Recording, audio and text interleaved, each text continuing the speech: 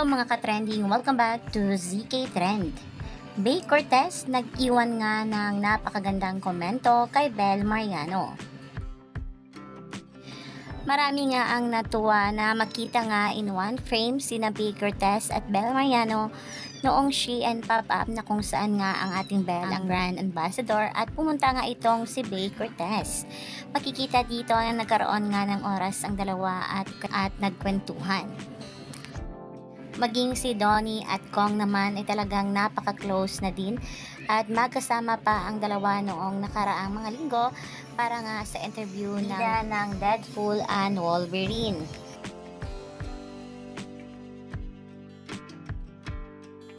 At hindi nga lubos akalain ng mga taga-suporta ni Bel nang magkomento nga itong si Bea Cortez patungkol kay Bel Mariano.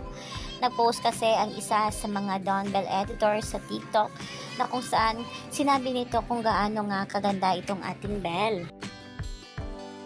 Ayon nga dito kay Bea Cortez Velasquez, sobra-sobra ganda niya lalo pag walang makeup. Napatanong talaga ako, sister, wala ka bang makeup? Sabi niya, wala po ate. Sabi ko, sobrang ganda mo.